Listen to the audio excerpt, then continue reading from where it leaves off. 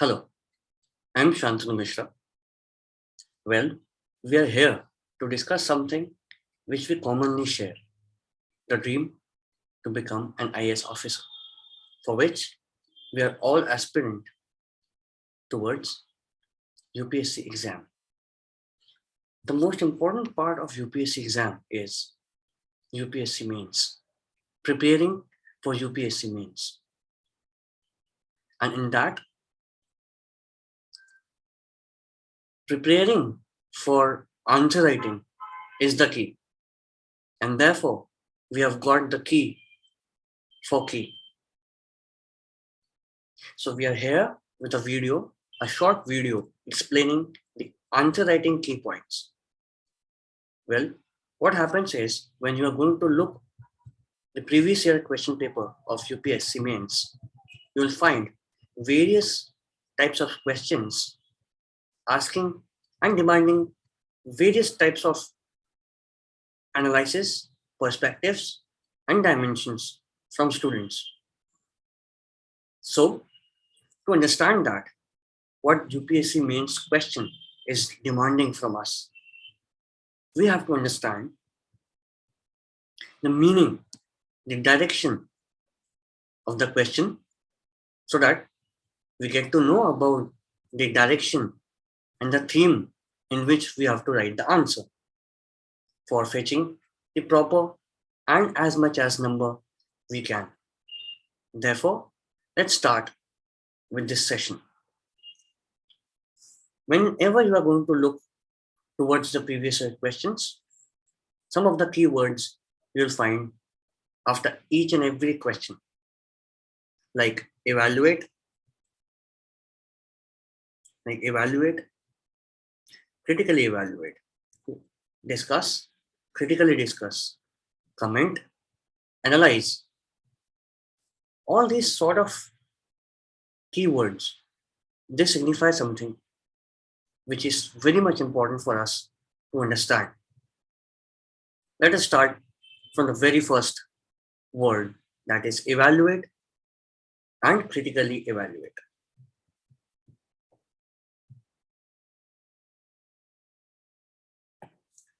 So, whenever there is a question, and at the end of the question, when you see evaluate and critically evaluate, what do you have to do? क्या करना है उसमें? आप कैसे answer लिखेंगे? आप कैसे आगे बढ़ेंगे? आपको किस दिशा में आंसर लिखना है? आपका इंट्रोडक्शन कैसा होना चाहिए? आपकी बॉडी कैसी होनी चाहिए आंसर की? And how you are going to conclude? आप कैसे उसको कंक्लूड करेंगे? कैसे आंसर को फिनिश करेंगे? These are things which we will learn today. Okay, ये आपको पता होना चाहिए. Let's start. The first word, evaluate and critically evaluate. What the question is demanding, that whatever you write, you have to come to a decision. Okay, you have to come to a decision, but on that you have to give a strong evidence. Okay, so you have to give a strong evidence for whatever decision you are making. And then after overall analysis of the question, that is discussing about the pros and cons, positives and negatives about the concept or the question, then you have to decide, and with that decision you have to give the evidence. Okay, so you have to give the evidence. We will also see one example. I have included one example, so we'll see that example. But when the word is critically, when this word is added, when this word is used in the question, you have to give a fair judgment which is demanded by the examiner. So the examiner is demanding that you have to give a fair judgment. Okay, when you judge, when you have to give a judgment, you have to consider all possible aspects. आपको हर दिशा में सोचना है, हर दिशा का plus minus सोच के अच्छा बुरा, क्या संभव है, क्या असंभव है, क्या मुश्किलें हैं, क्या किया जा सकता है और क्या क्या पहले कुछ क्या रिकमेंड किया है किसी ने क्या कुछ सुझाव दिए हैं, उन सबको ध्यान में रखते हुए आपको एक फेयर जजमेंट देना है। ठीक है, ऐसे आप जब पढ़ेंगे, ऐसे जब आप समझेंगे, तो आपके दिमाग में एक आंसर राइटिंग का एक बॉडी तैयार होगी। एक एक आंसर को शेप करना पड़ता है। जैसे आंसर राइटिंग को आप ऐसे समझिए, I will continue with this. Answer writing को आप ऐसे समझिए जैसे महाबलीपुरम में एक मंदिर है ना। आप कमेंट सेक्शन में बताइएगा किस मंदिर की मैं बात कर रहा हूँ। एंशियंट बहुत अच्छा मंदिर है, तो आप कमेंट सेक्शन में बताइएगा कि कौन सा मंदिर की मैं बात कर रहा हूँ।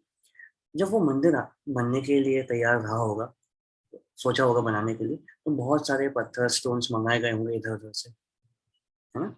But to get ready, okay, if that temple has to be built, some architects or artists, they have to use some technical skills, है ना। नक्काशी जिसको हम हिंदी में बोलते हैं, वैसे ही आंसर राइटिंग है। आपके पास पत्थर रूपी ज्ञान है, सब कुछ है, बट उस ज्ञान को आप कैसे शेप करके आंसर में लिखेंगे, कैसे आप उस चीज को कन्वर्ट करेंगे एक अच्छे सुंदर आंसर में जो आपको नंबर दिलाएगा, उसको हम आंसर राइटिंग प्रैक्टिस करते हैं। जितनी जल्दी शुरू हो जाती है उतना बेहतर होता है। And with the help of a respectable your sir, it's very good that he's being so considering that he is starting this initiative. So again, coming back, when we talk about critically evaluation, the statement requires a person to be able to exercise their sense of reasoning. आपको अपना reasoning use करनी है, okay. आपको evidence provide करना है अच्छे और बुरे के लिए, दोनों के लिए, क्या प्रो है और क्या कौन है, दोनों के लिए आपको एक अच्छा सा एविडेंस तैयार करना है, ओके। यहाँ पे हम क्या एक बड़ी मिस्टेक करते हैं, वो ये है कि student gives only pieces of evidence to support the statement, thus leaving it incomplete and paving way for the examiner to partially create the answer. आपके नंबर कहाँ करते हैं, यहाँ करते हैं आपके नंबर, कि आपको एविडेंस देना है प्लस और माइनस दोनों का, और आपने एविडेंस क्या का दिया है, सिर्फ प्लस का, सिर्फ प्लस का दिया है आपने, only plus, evidence in support of the statement, ये नहीं करना है हमको। क्या करना है, हमको प्लस और माइनस नेगेटिव दोनों का जो एविडेंस देना है, and then we have to fair judgement हमको देना है ना। ऐसे हम आंसर को बनाएंगे, ठीक है। Let's see an example.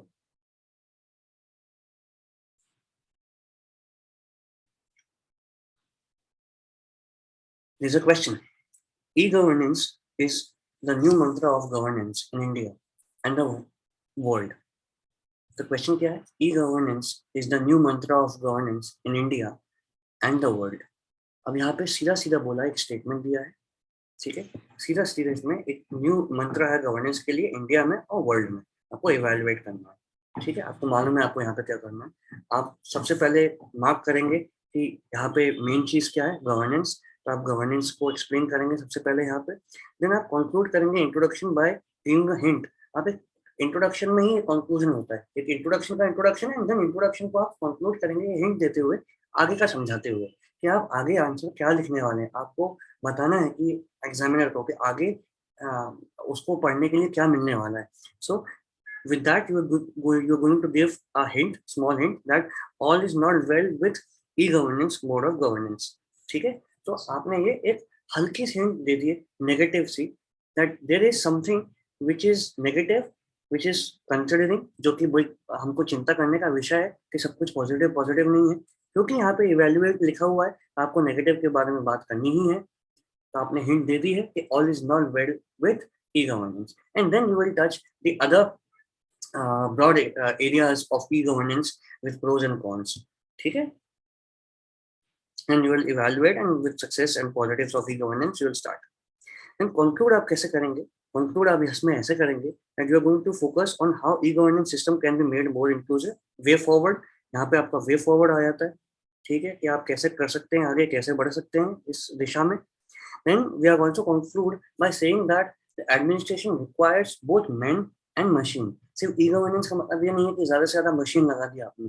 तो ये समझना, ये समझाना भी जरूरी है कि जहाँ जहाँ ई है, ई फॉर इलेक्ट्रॉनिक, तो सिर्फ मशीन का ही ई गवर्नेंस नहीं होता। सिर्फ मशीन ज्यादा से ज्यादा लगाने से कुछ अच्छी गवर्नेंस नहीं होती. We have to work on man and machine both. आपने दोनों की इंपॉर्टेंस आपने समझा दी.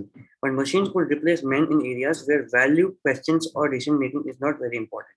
ऐसे आपने अपने हिसाब से समझा दिया. तो अभी हम किस बारे में बात कर रहे हैं? हम बात कर रहे हैं क्वेश्चन के आखिरी वाले पार्ट के बारे में. ठीक है. हम नेक्स्ट वीडियो में we are going to talk about each and every question. GS1, GS2, 3, 4 के क्वेश्चन हम लेके आएंगे और पर्टिकुलरली सिलेबस से उठा के we are going to discuss previous year questions as well. और हम अच्छे से और डिस्कस कर सकते हैं क्वेश्चंस को. नेक्स्ट,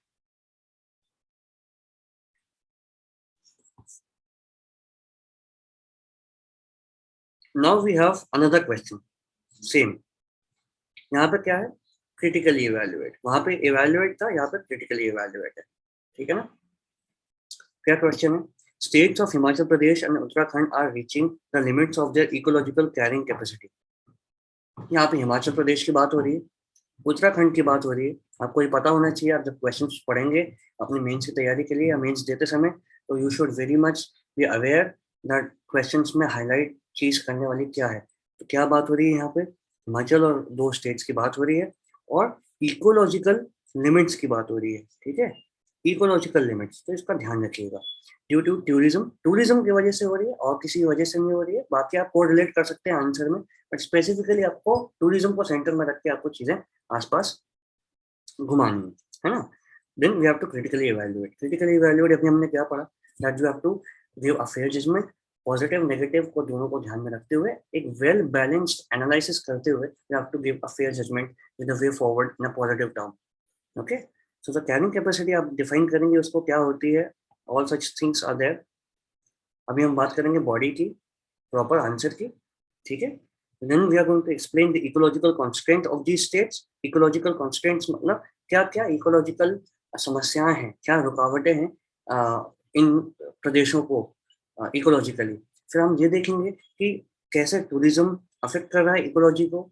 ठीक है. इसमें आप क्या क्या कर सकते हैं, जैसे पार्ट 2 में लिखा है स्टैटिस्टिक्स. ठीक है. तो आप इसके साथ ही पार्ट 1 में एक लाइन का इंट्रोडक्शन दे सकते हैं कि हिमाचल प्रदेश में और उत्तराखंड में टूरिज्म जो है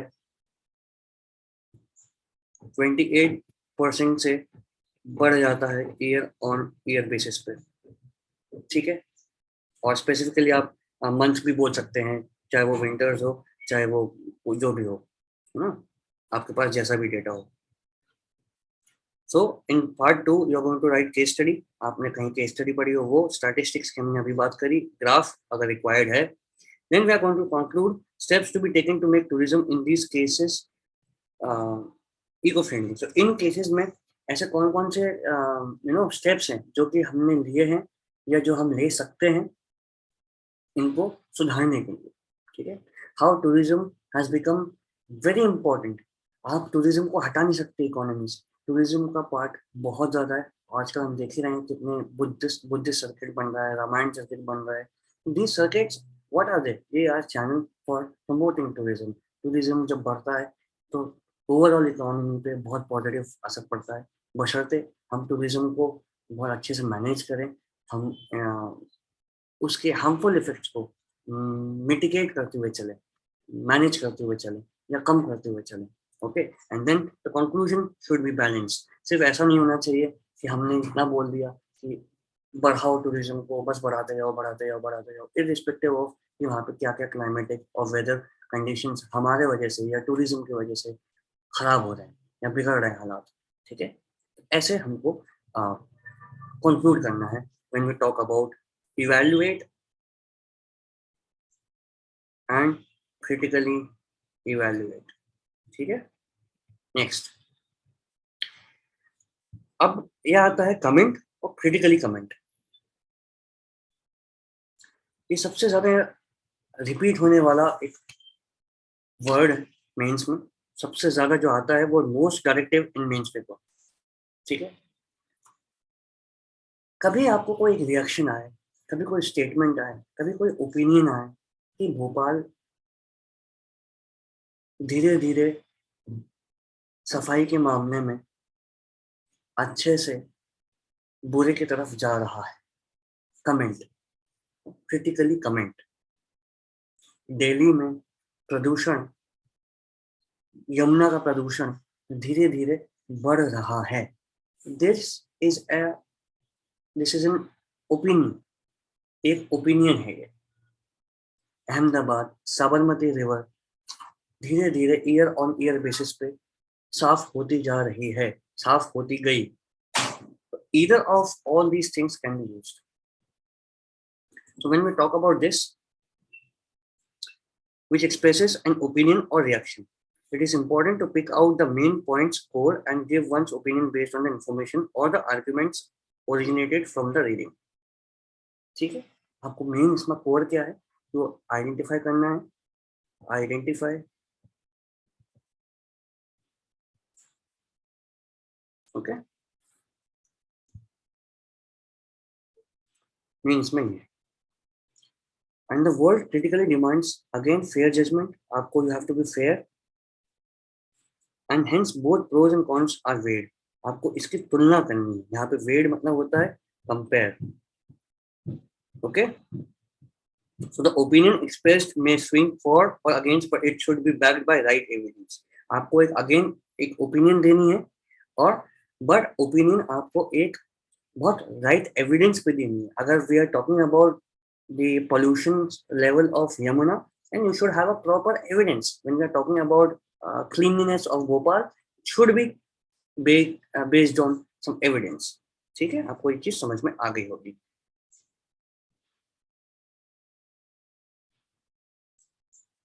Let's see the example directly. There should be zero tolerance to corruption if ease of doing business has to make any noticeable progress. So यहाँ पे मेन बात क्या हो रही है कि there should be zero tolerance. पहले तो ये बात हो रही है किस चीज के ऊपर, करप्शन के ऊपर। क्यों? अगर हमको ease of doing business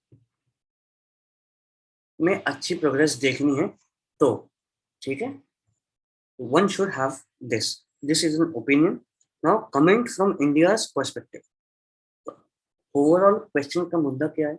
corruption को लेके हमको जीरो टॉलरेंस रखनी है, रखनी चाहिए। अगर हम ईज ऑफ डूइंग बिजनेस में नोटिसेबल या एक अच्छी ग्रोथ और प्रोग्रेस देखना चाहते हैं तो, या करना चाहते हैं तो, आपको इंडिया के पर्सपेक्टिव से कमेंट करना। So now this is very much clear, I included here. Comment basically is a detailed discussion opening up a given topic.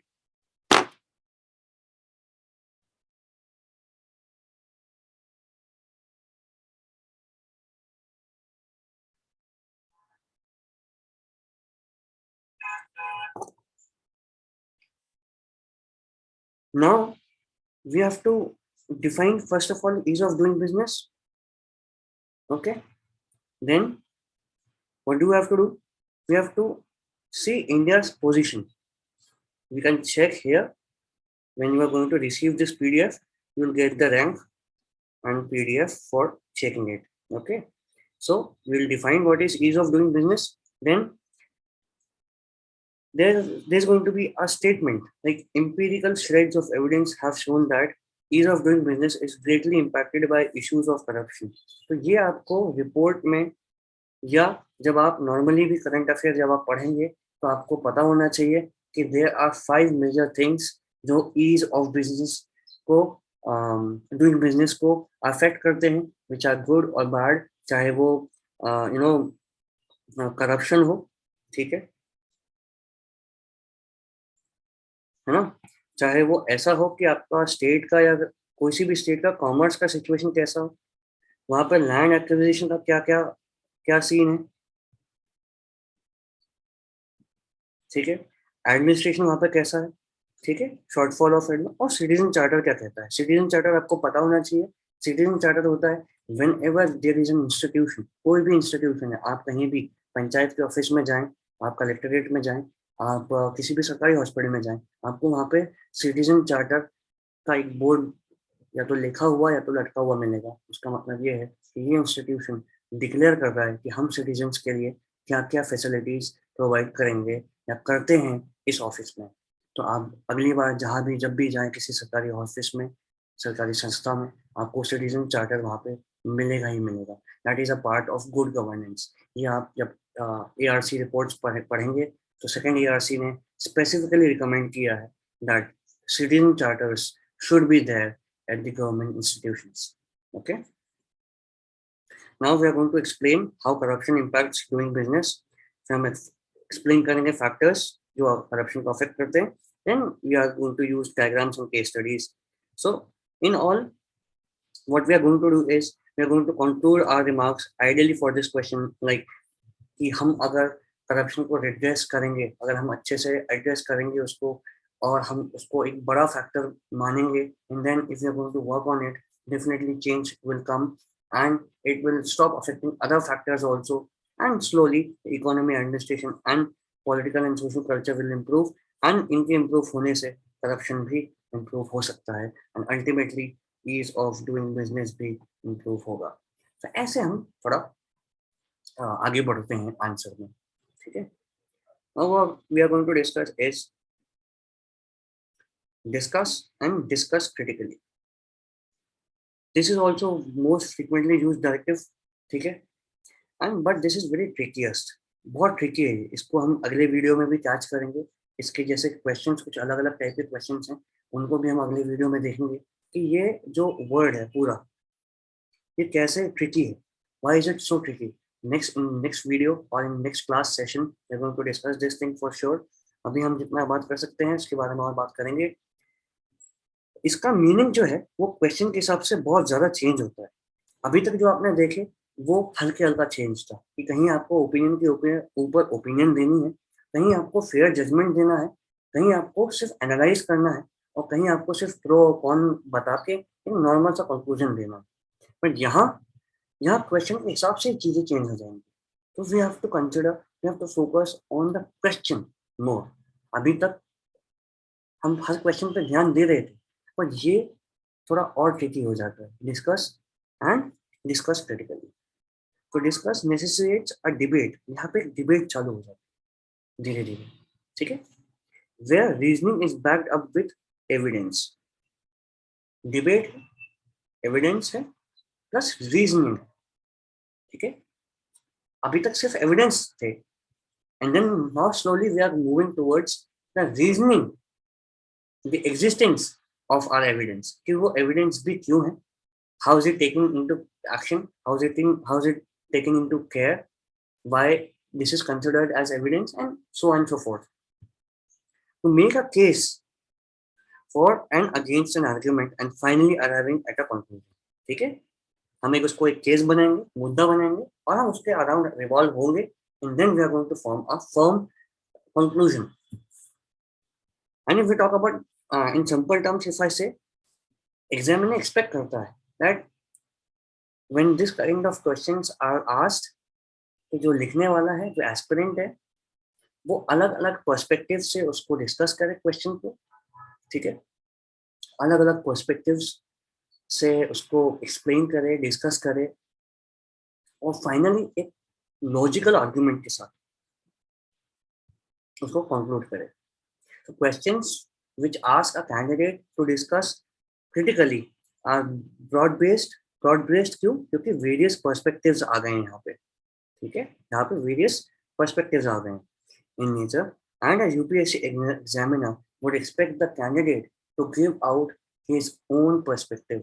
यहाँ पे सबसे important क्या है? Would expect the candidate to give his own perspective with regard to the question. अभी तक आपसे आपका own perspective नहीं पूछा गया था, but यहाँ पे पूछा जा रहा है. This is important. Okay. That is why I say this is the most trickiest thing, because आपको ये भी ध्यान रखना है कि आपको आपका perspective कितना देना है, how much. Okay. ऐसा नहीं होना चाहिए कि आपने बस बोलना चालू हो गए कि अगर मुझसे पूछा है और ये तो सीधा मुझसे भारत सरकार ही पूछ रही है, तो अब तो मैं सारे सुझाव मैं अपने ही दे दूंगा. No, this is not required. You have to evaluate, you have to be very careful while giving your own perspective with regard to the question. Okay. Also, This directive expects one to discuss the points of criticism with regard to the concept. तो इसमें आपको debate भी करनी है, evidence भी देने हैं, आपको अपना सारे पर्सपेक्टिव डिस्कस भी करने हैं, दिखाने हैं सारे perspectives, and then you have to also criticize with regard to the concept, and then you have to conclude. So this is important. Okay, एक आईआर का क्वेश्चन सामने आया है, let's C. Discuss the shortcomings of SAARC in achieving its objective of regional and economic integration. Okay, हमको क्या करना है, discuss करना है. क्या डिस्कस करना है? Shortcomings of SAARC. शॉर्टकमिंग्स, ठीक है, क्लियर है. For what? In achieving it's objective. तो SAARC क्यों फेल हो रहा है अपने ऑब्जेक्टिव को अचीव करने में? रीजनल ऑब्जेक्टिव और इकोनॉमिक इंटीग्रेशन, ये दो ऑब्जेक्टिव थे SAARC के जब वो बना था. पर इसको ऑब्जेक्टिव को, इस ऑब्जेक्टिव्स को रीच करने के लिए SAARC कौन कौन से शॉर्टकमिंग्स के थ्रू गुजर रहा है, कौन कौन से shortcomings it has to face, that we have to discuss. ठीक है, it's a logical thing.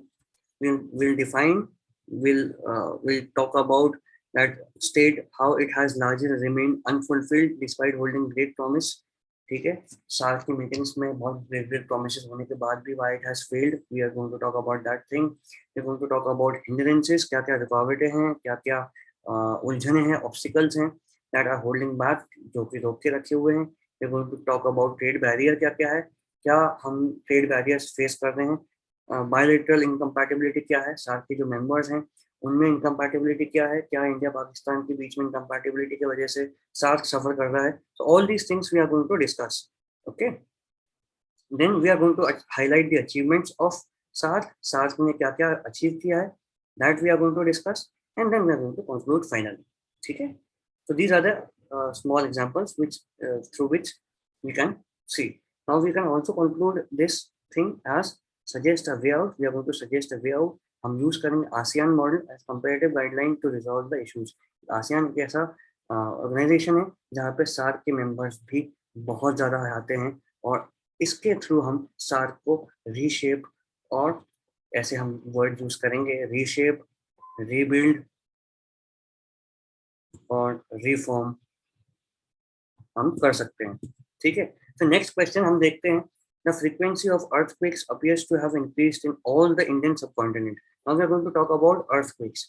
Okay, and with the discussion, you should also know that, you know, if the question belongs to GS2 or GS3, okay, या GS1, so you should have the idea while reading questions कि कहाँ का है. And इसमें कुछ NCERTs बहुत use होती है. That's very good. Okay, now we are going to discuss this thing. इनको डिस्कस करने के लिए क्या बोला है, क्रिटिकली डिस्कस करने के लिए. The frequency of earthquakes appears to have, the frequency of earthquakes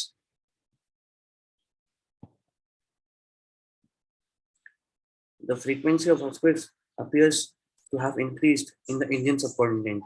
However, India's preparedness for mitigating their impact has significant gaps. कुछ gaps हैं. फ्रीक्वेंसी अर्थक्वेक की बढ़ चुकी है, ये माना गया है, ऑलरेडी दिया गया है. इंडिया के प्रिपेयर्डनेस मिटिगेशन के लिए थोड़े से गैप है उसमें, इसको हमको क्रिटिकली डिस्कस करना है.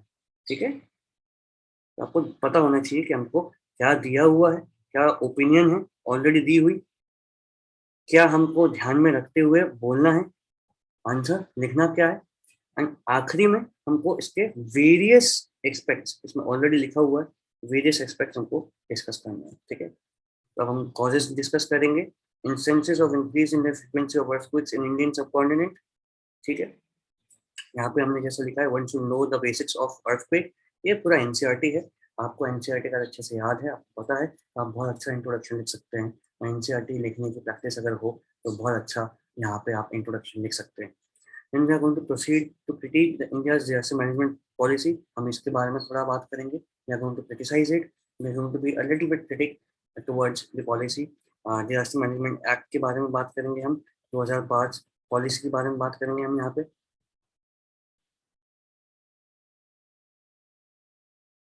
एंड हम और उसमें क्या क्या लूप होल्स हैं, फ्लॉड क्या क्या है, कैसे इम्प्लीमेंटेशन का प्रॉब्लम है, क्या हमको बजट की इश्यूज हैं, बजटरी इश्यूज हैं,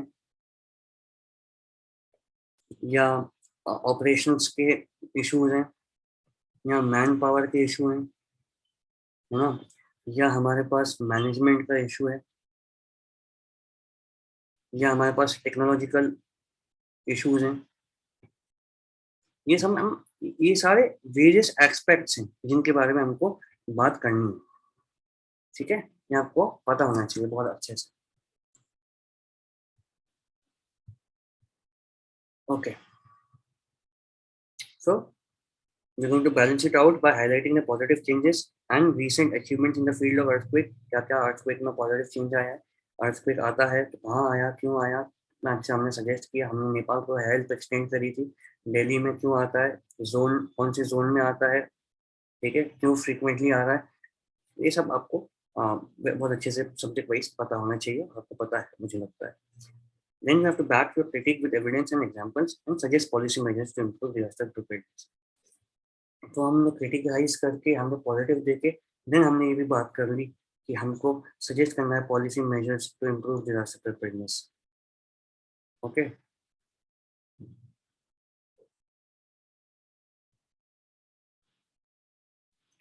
now we are going to talk about analyse and critically analyse. Okay, when a candidate is asked to analyze, he or she expect to break an issue into constituent parts and explain it how these relate to one another and present as one summary। ये आपको तो बहुत अच्छे से ध्यान में आना चाहिए, आपको याद बनाना चाहिए कि अगर हमको हमसे एनालिसिस या एनालाइज पूछ रहे हैं, क्रिटिकली एनालाइज पूछ रहे हैं, तो आपसे क्या एक्सपेक्ट किया जा रहा है। आपसे एक्सपेक्ट किया जा रहा है कि आप क्वेश्चंस को तोड़ें, तोड़ने के बाद जो अलग अलग कंपोनेंट्स हैं क्वेश्चंस के, उनमें एक फैब्रिक है। यूपीएससी का सिलेबस जनरल स्टडीज का समझिए ऐसा सिलेबस है कि GS1 की चीजें GS4 से, 3 की 1 से, 1 की 4 से, 2 की 4 से, 4 की 2 से, everything is connected। if you are thorough with the syllabus you will feel the connectivity। यही क्वेश्चन में टेस्ट भी होता है, नॉलेज तो चेक होती ही होती है, विद दैट कनेक्टिविटी, समझ भी चेक होती है। तो उसके थ्रू हम समझेंगे कि हम आंसर को कैसे अप्रोच करेंगे। Let's see, there is a clear acknowledgement that special economic zones are a tool of industrial development, okay, manufacturing and exports। तो स्पेशल इकोनॉमिक जोन्स जो हैं, ठीक है, they are tool of industrial development. Special economic zone इस देश में ही होते हैं, वहाँ पे कुछ सरकार रियायत देती है, कुछ फैसिलिटीज प्रोवाइड करती है, सो दैट वहाँ से मैन्युफैक्चरिंग भी हो और वहाँ से एक्सपोर्ट भी हो। अहमदाबाद के पास में एक बहुत अच्छा स्पेशल इकोनॉमिक जोन है जो कि बहुत फेमस है। आप कमेंट सेक्शन में नाम बताएंगे उसका तो बहुत अच्छा होगा। Recognising this potential, the whole instrumentality of SEZ requires augmentation। तो इस पोटेंशियल को रिक्वायर क्या है, थोड़ा और सपोर्ट, थोड़ा और हेल्प, थोड़ा और encouragement or channelization of proper management and operations। Now we have to critically analyze the issue plaguing the success of SEZ with respect to taxation, governing laws and administration। उन्होंने स्पष्ट बोल दिया है question में कि आपको क्रिटिकली एनालाइज करना है किस बारे में, टैक्सेशन के बारे में, गवर्निंग लॉज क्या क्या है वहाँ पे, एडमिनिस्ट्रेशन क्या इशू है वहाँ पे, ये सब चीज़ों के बारे में आपको बात करनी है। We are going to define SEZ, आप आउटलाइन करेंगे प्रॉब्लम्स क्या फेस कर रहे हैं वो, देन इश्यूज क्या क्या हैं जो एसईजेड को थोड़ा कमजोर कर रहे हैं। हम जानते हैं कि it has great potential, but अभी और कमजोर करने की जो फैक्टर्स हैं वो हम डिस्कस करेंगे। We have to discuss that. फिर हम इनकम टैक्स बेनिफिट्स जो वो उठा रहे हैं, but they are getting neutralised by the introduction of minimum alternate tax etcetera. ये इशू है, मिनिमम ऑल्टरनेट टैक्स आपको वेरी बेसिक से पता होना चाहिए, it's very basic thing. Issues with respect to governing laws and administration, red tapism के बारे में आप सब जानते ही हैं, how the hurdle, the administrative hurdle it is, how big hurdle it is in complicated customs law and FTA free trade agreement के बारे में भी आप बात करेंगे। तो ये सब चीज़ें आप सुन के, अगर आप नहीं जानते हैं सब चीज़ें, that doesn't matter that it's not good or bad, it's just matter of time। हम 2-3 महीने पढ़ाई करेंगे एंड ये terms They are going to be very easy. In this test series which we are coming with, everything will be covered. Okay. So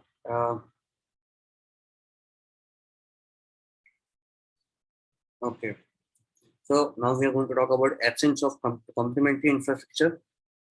ठीक है, SEZ के बाहर complementary infrastructure नहीं है, हम ये बात करेंगे, ताकि अगर SEZ में कोई सामान बन रहा है, मैन्युफैक्चर हो रहा है, तो वहां से फिर कैसे जाएगा वो कहीं और, वो सब चीज का इशू हम बात करेंगे यहाँ पे. Then what we are going to talk about is export incentives were not extended to many sectors. जो हम एक्सपोर्ट का जो एक नो वो है सेक्टर है एक्सपोर्ट का, वहां पे हर जगह मदद और हर जगह इंसेंटिव्स नहीं गए.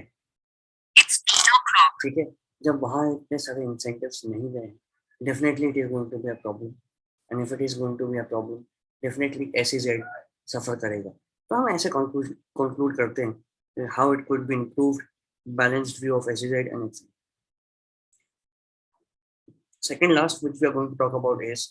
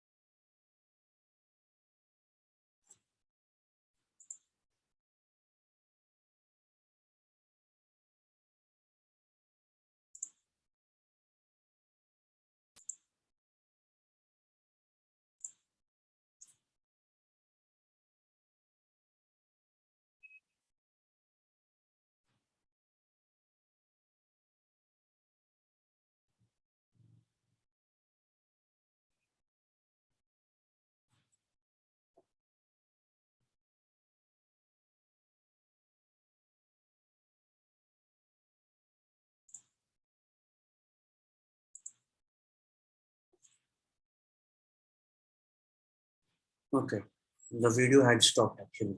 The sharing of this screen was I'm sorry for the delay. So the fifth thing, the fifth word which we are going to see is examine. Okay, we are going to talk about this thing.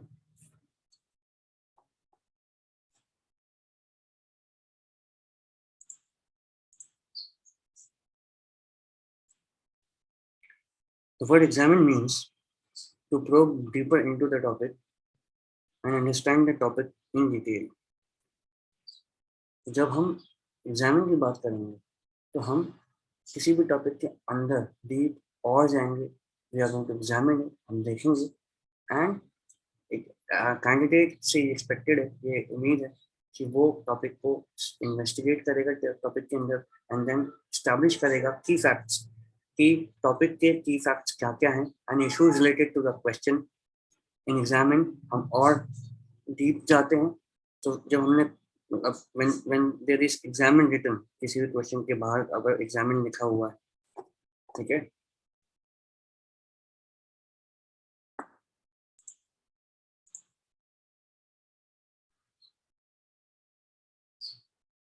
I guess this is not working. Some technological glitch is there. You will understand this way only.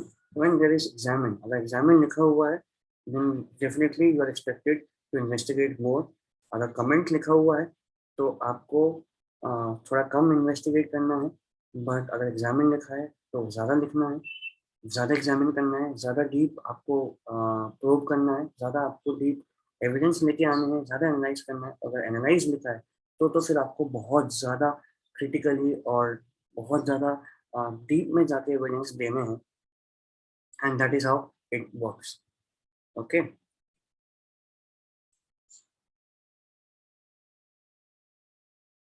See this is a question. Mumbai, Delhi, Kolkata are three mega cities of the country. But the air pollution is a much more serious problem. यहाँ पे air problem की बात हो रही है, air pollution. तो इन 3 cities में से दिल्ली, कोलकाता और मुंबई में से दिल्ली की सबसे ज़्यादा प्रॉब्लम है। और हमको कंपेयर करना है ना। कंपेयर करना क्या मतलब, कंपेयर ऑलरेडी करके बोला है कि compare to Mumbai and Kolkata, Delhi has more serious problem examine. तो the whole crux is that we have to examine more than any other question. ठीक है। सो पैराग्राफ 1 में हम लोग एयर पोल्यूशन की बात करेंगे, एयर पोल्यूशन इंडेक्स के बारे में बात करेंगे, एम्बिएंट एयर क्वालिटी की बात करेंगे, फिर हम बात करेंगे एयर पोल्यूशन की मुंबई, दिल्ली और कोलकाता की। Then we are going to give the reasons why Delhi pollution is more than other cities. ठीक है। फिर problems due to pollution in Delhi, Delhi की वजह से, दिल्ली में पोल्यूशन की वजह से और क्या क्या प्रॉब्लम्स आती हैं, ऐसे हम बात करेंगे। एंड फिफ्थ में, फिफ्थ लाइन में या फिफ्थ आखिरी में कंक्लूजन के टाइम पे हम लोग बात करेंगे ways to tackle air pollution with more focus on Delhi, mention about air quality index, इसके बारे में बात करेंगे। ठीक है। इसमें हम बात कर सकते हैं, जब हम बात करेंगे reasons why Delhi pollution is मोर, हम यहाँ पे ट्रैफिक की बात करेंगे। यू नो, दिल्ली के surround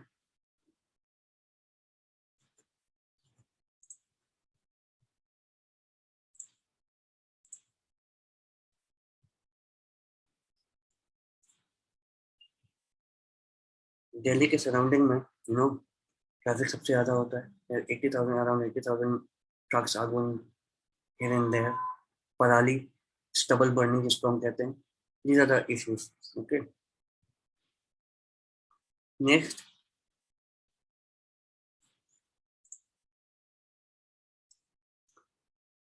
so these were the things which we had to talk about. Okay.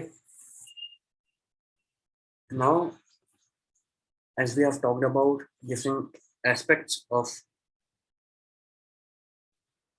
answer writing, I hope आपको ये थोड़ा beneficial लगा हो, and I am very positive looking towards you all, and we are going to have a test series which is going to be from basics, from zero. We'll start from NCERT, and that is how, जैसे ही आप धीरे धीरे answer writing practice करना चालू करेंगे, आप NCERT के answer अच्छा लिख पाएंगे। तो आप आगे चल के जब करंट अफेयर और एनसीईआरटी को मिला के जब हमको क्वेश्चन का आंसर लिखना पड़ता है, तो आप और अच्छे से आंसर लिख पाएंगे। ऐसा मेरा विश्वास है, ऐसा मेरा अनुभव है। और बिल्कुल आप आंसर राइटिंग को हल्के में मत लीजिए, वो सबसे इम्पोर्टेंट पार्ट है। आप कितना पढ़ रहे हैं, कैसा पढ़ रहे हैं, उससे ही समझ में आएगा जैसा आप लिखेंगे। Thank you.